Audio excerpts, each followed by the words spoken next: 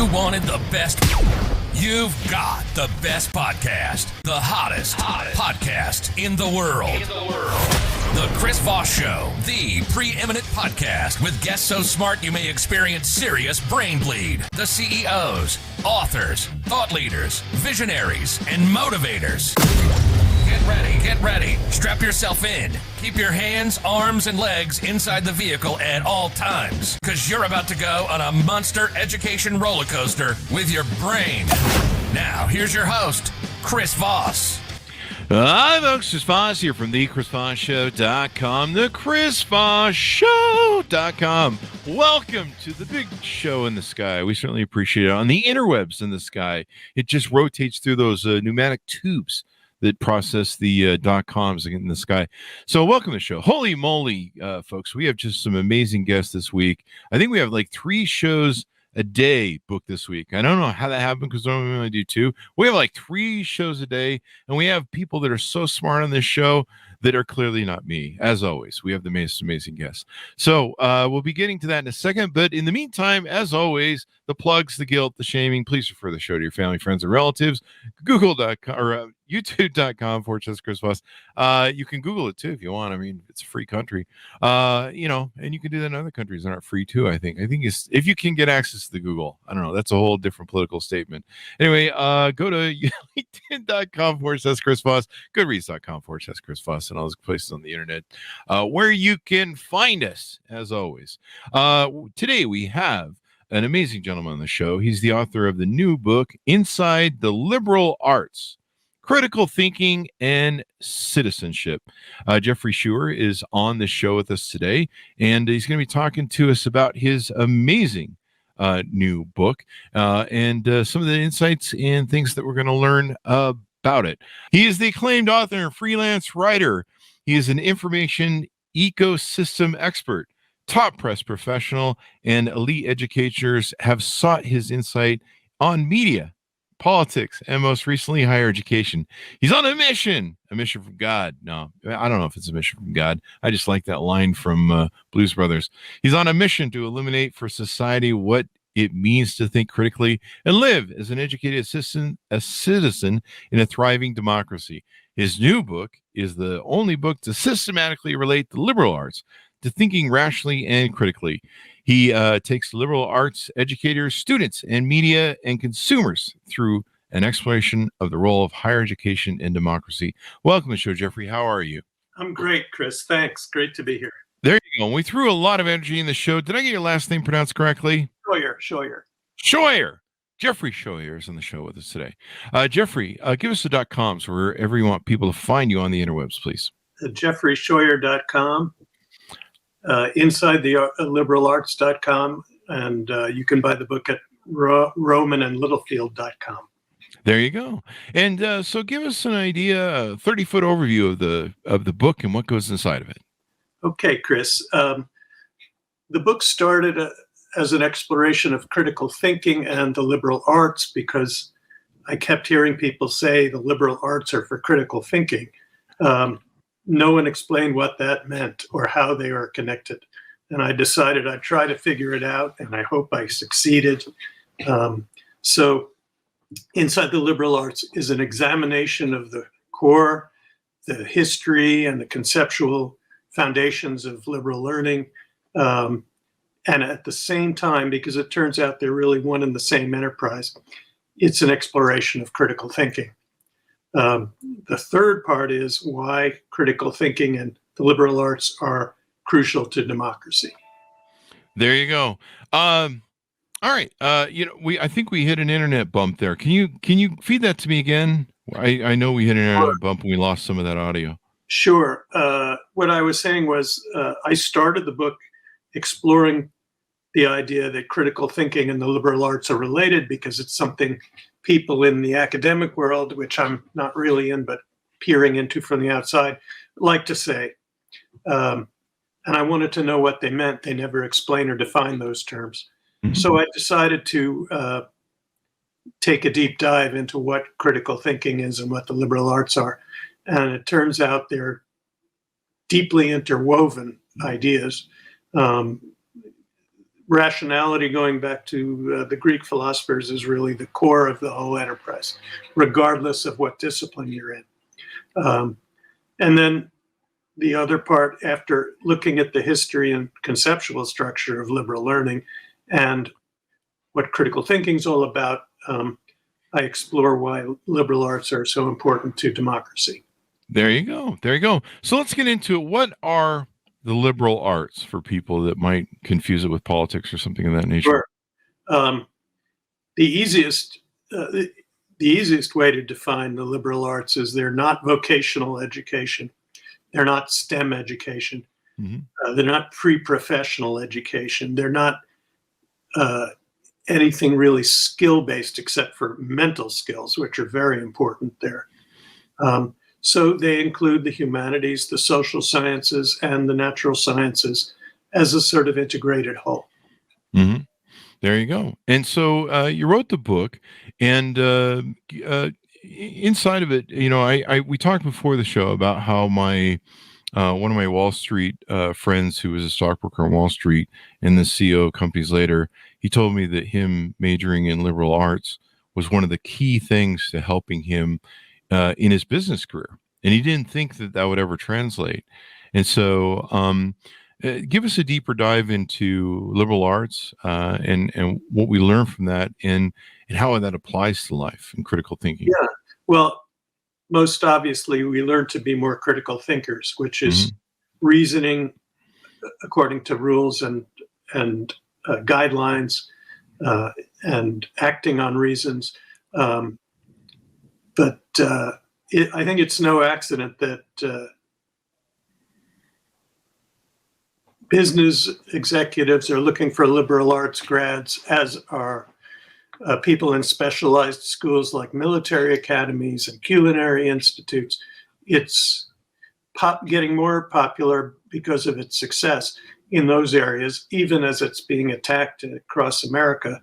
And it's also spreading across Europe and the world on the American model. There you go. There you go. They're finding something in it. And what they're finding is that it produces balanced citizens. Is that the problem why we have so many people running around with Dunning-Kruger's disease, where, they think they know everything and everyone's a professional in something, every week on Facebook, whatever the newest thing is, suddenly everyone's a professional in it. Yeah. Something happens. We have experts as well as pseudo experts, and I'm not sure that's a uniquely STEM, science, technology, engineering, math, or non-liberal arts phenomenon. Mm-hmm. I think you can have that disease as a liberal arts grad, but maybe you're a little more immune to it if you have a good, sound background in critical thinking. Hopefully. There you go. And I've been studying a lot of Stoicism lately over the last few years, and Epictetus and Marcus Aurelius and a lot of philosophers too. I mean, there's a reason these people resonate with us from ancient Greece, et cetera, Aristotle, et cetera, all that. It is because they put their finger on the pulse of human nature and behavior and dealing with the world, and I think a lot of liberal arts incorporate some of that. Is that correct? Absolutely. I argue in the book that both historically and logically, the liberal arts come out of Greek philosophy, which invented rational thought, really, in the West, at least in the West. And it was more Plato than anyone else who invented it, and Aristotle who refined it. And that project has been ongoing ever since, and it's called philosophy, but it has generated questions that have created new disciplines all along the way, from political science to linguistics to economics, you name it. They're all, or most of them at least, somewhat offshoots of philosophy.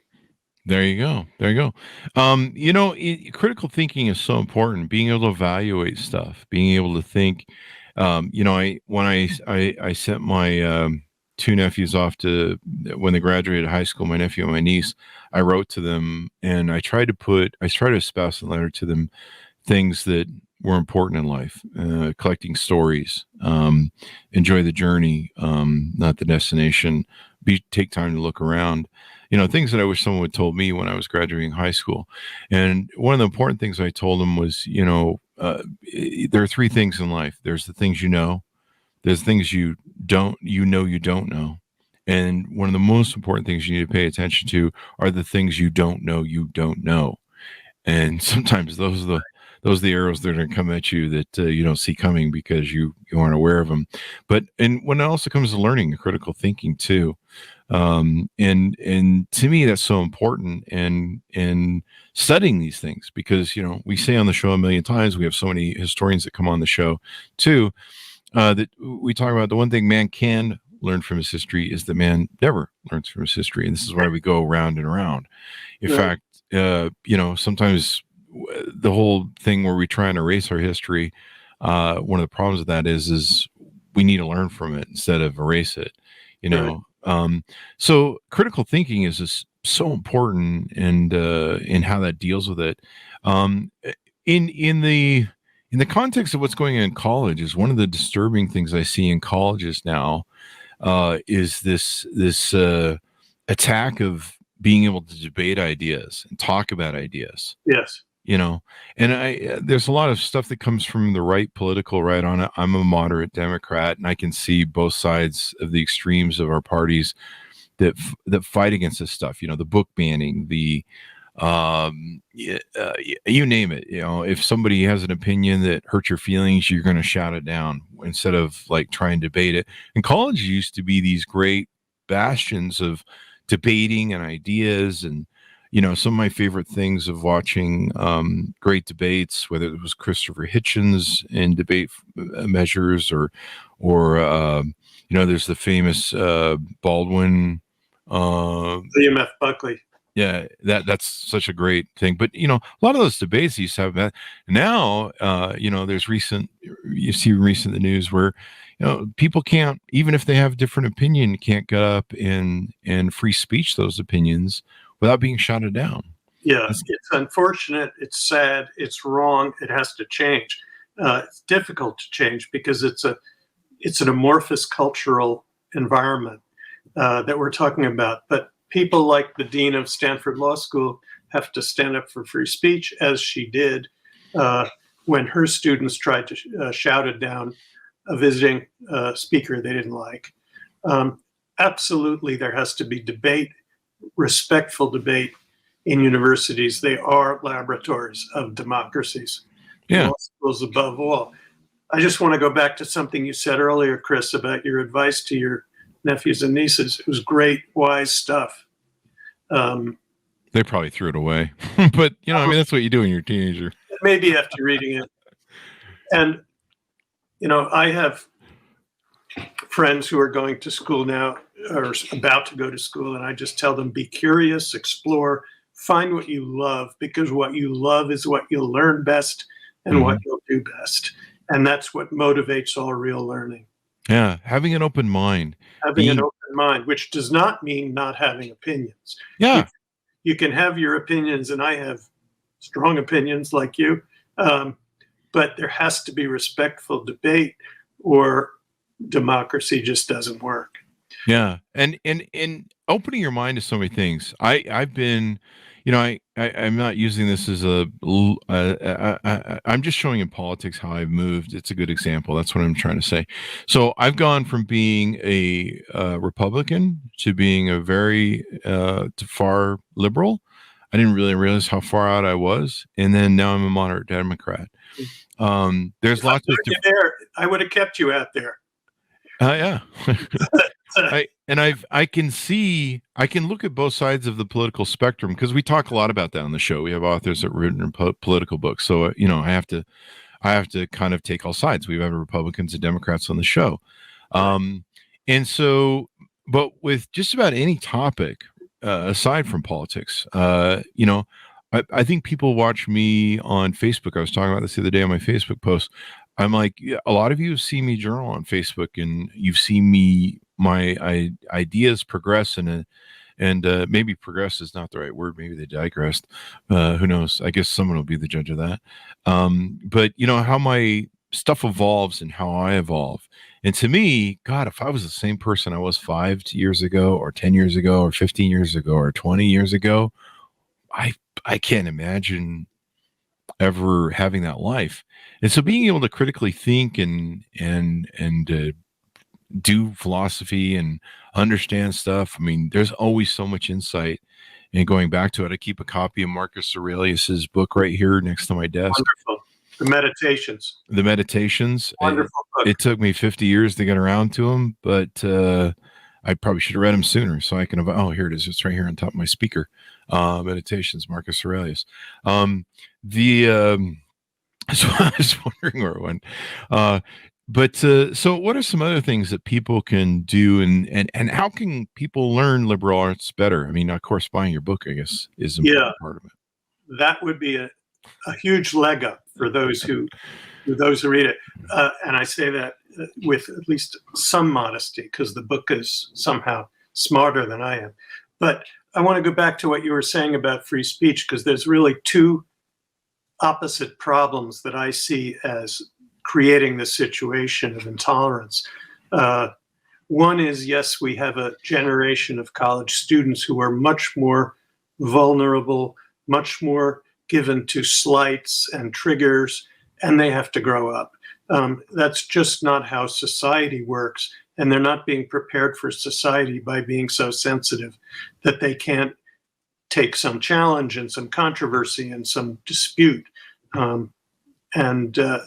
That's one problem. And the other problem is Trumpism, because it has shrunk the spectrum of dignified debate, because so many of the Republicans have gone over to the far side, to the lies and the conspiracy theories, that it's very hard to debate them.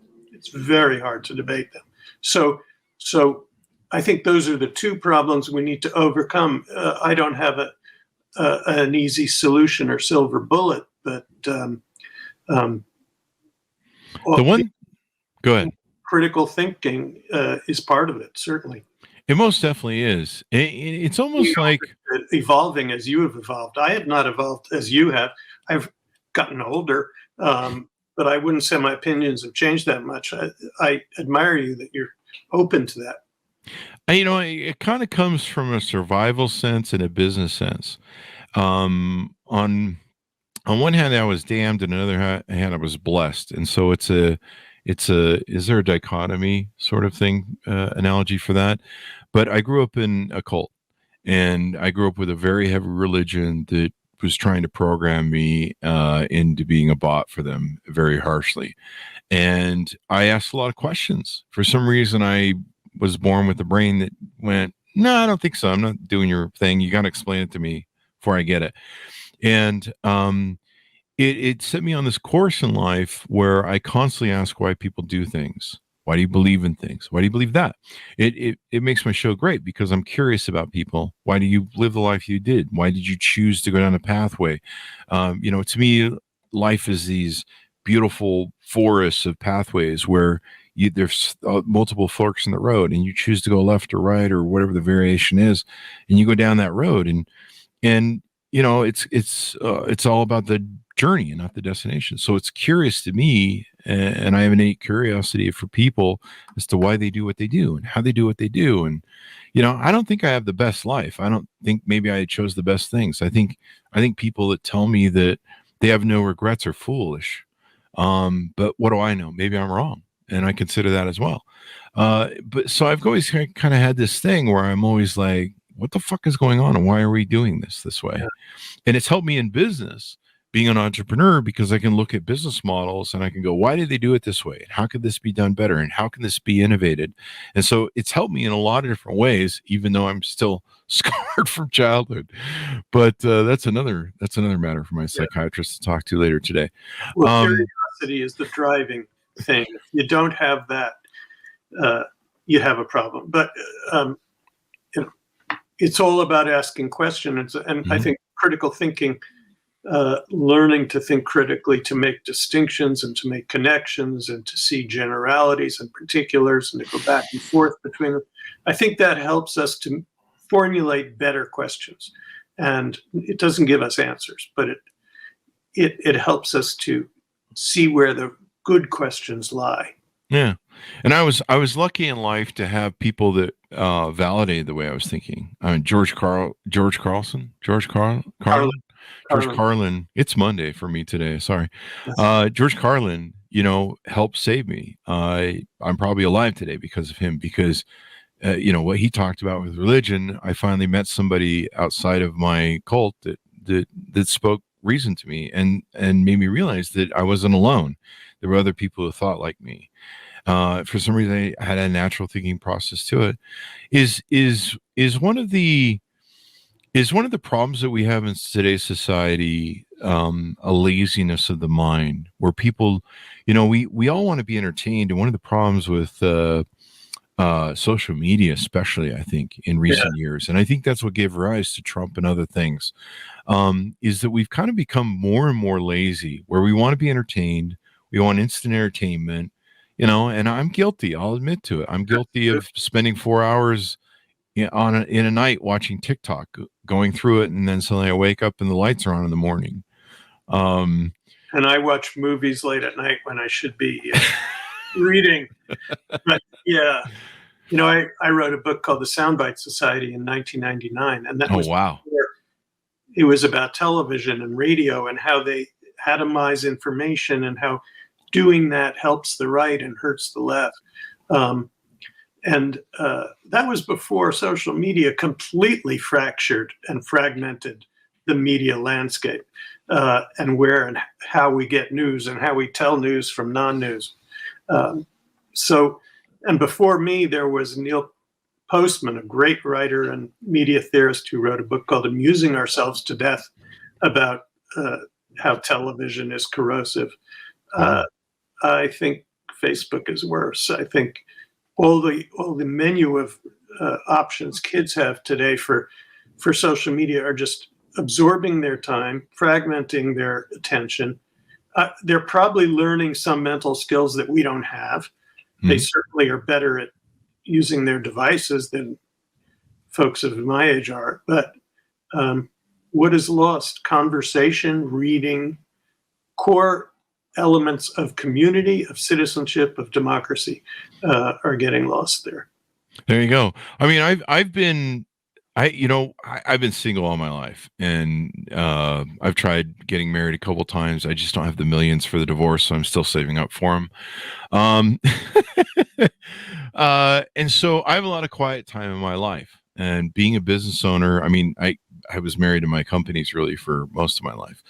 And so being someone who sits down and contemplates stuff, who tries to innovate companies, and I have a lot of quiet time on my hands, other than when my dogs are back talking me because they're not getting enough treats.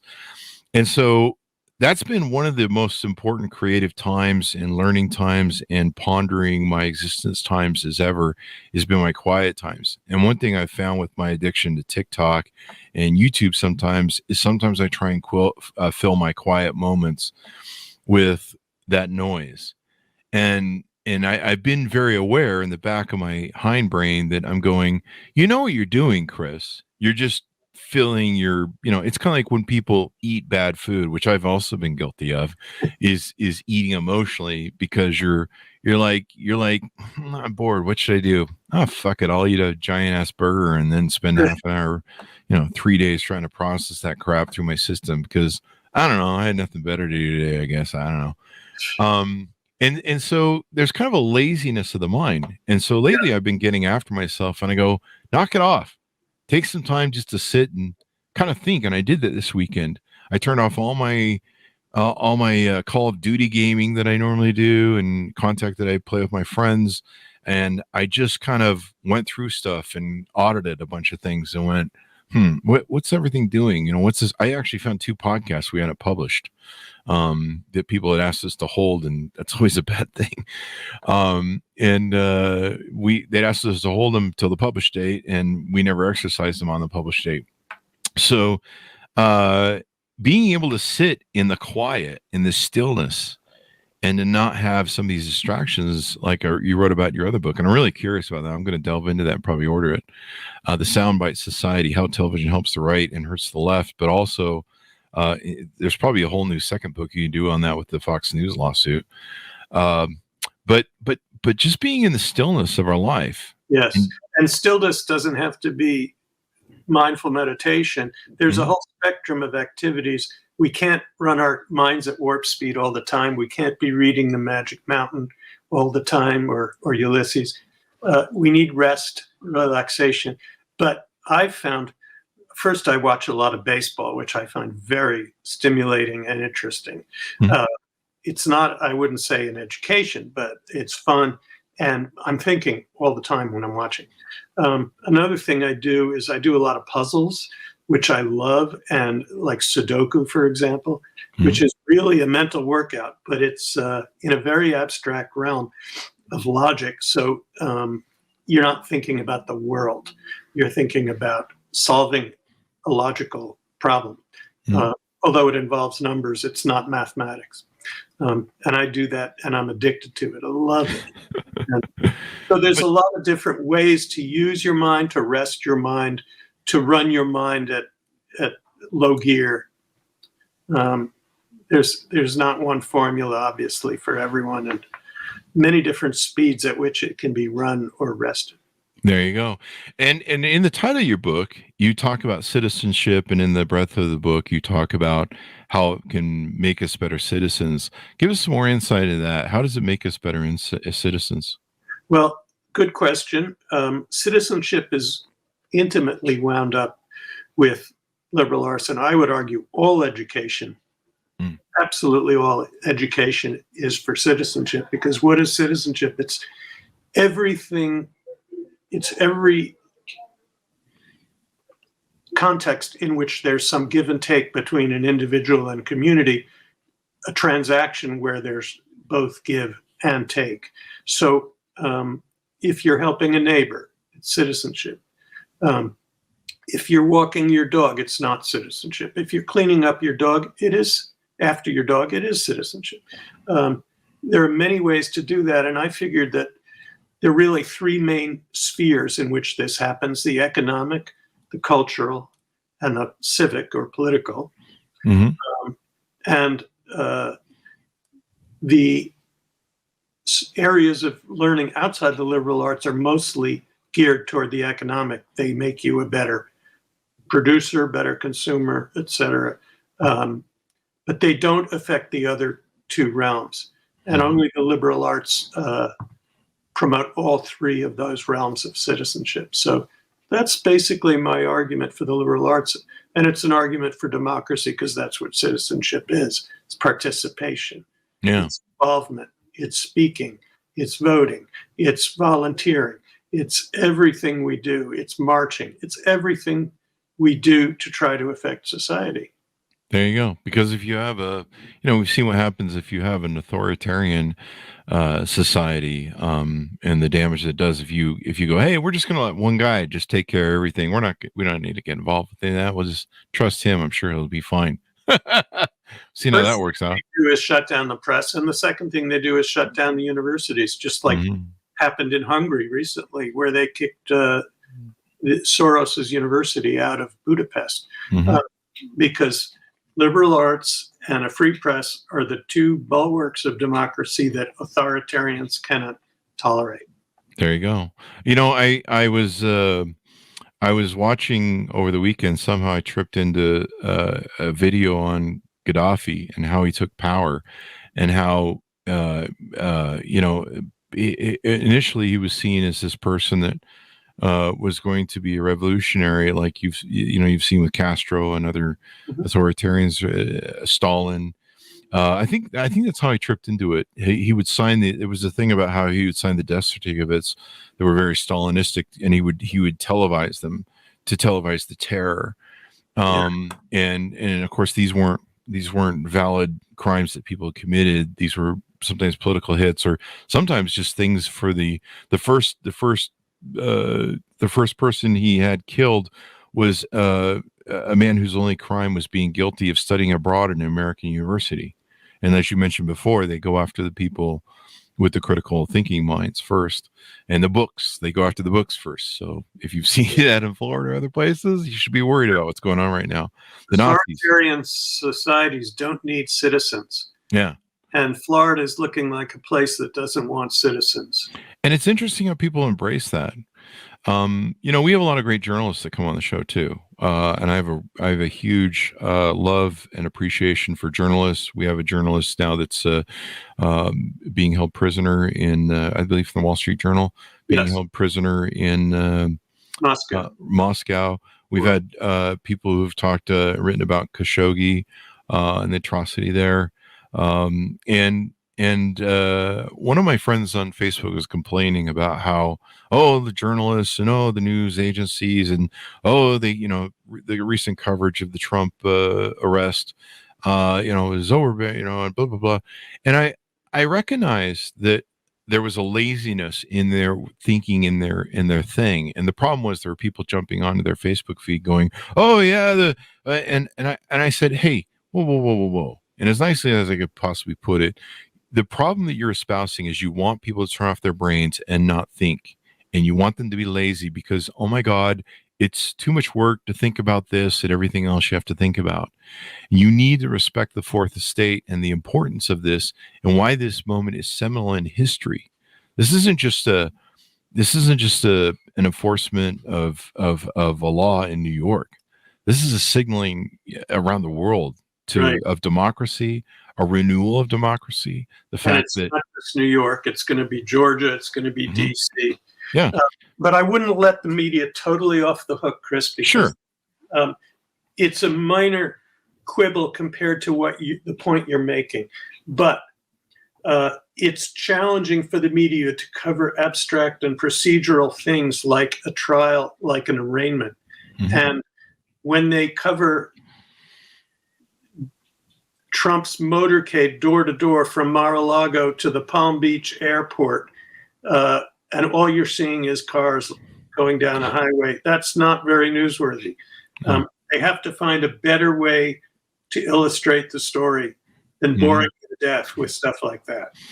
Yeah, I would agree with you. There's a thing, perfection to it. And maybe they need to have more scholars on that talk about the importance of what it is. I mean, they try to, but I mean, I've had some constitutional scholars, attorneys, and professors on the show.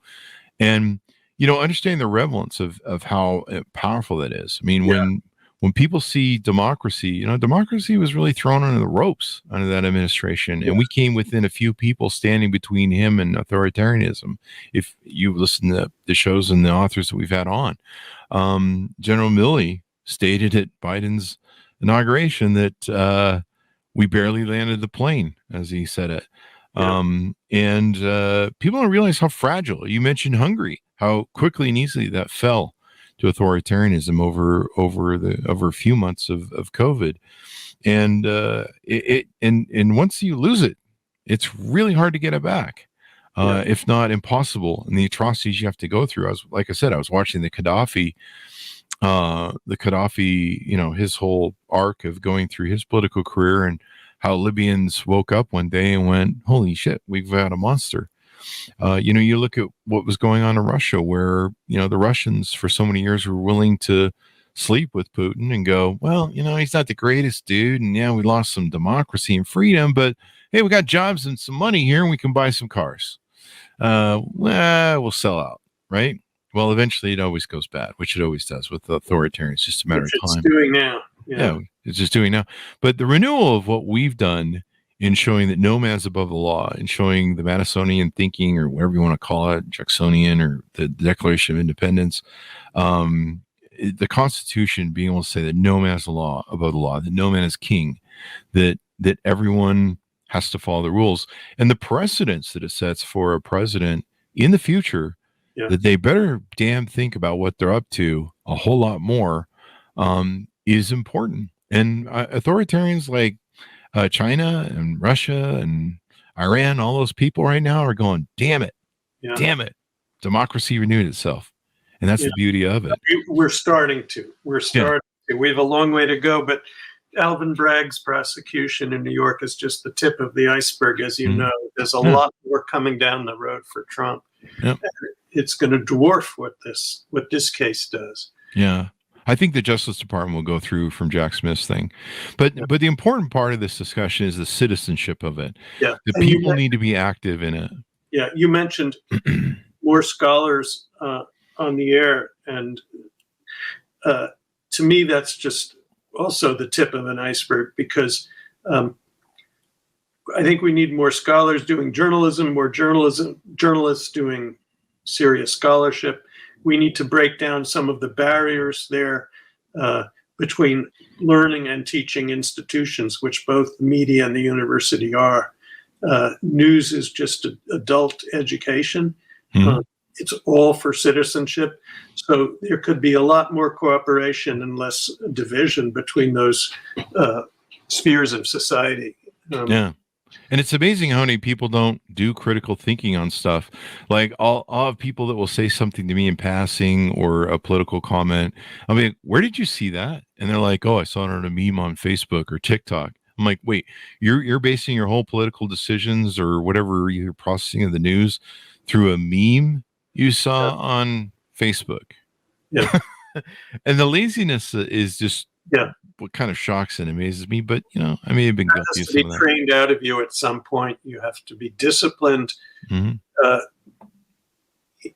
some institutional setting to get, to demand truth and verification of facts.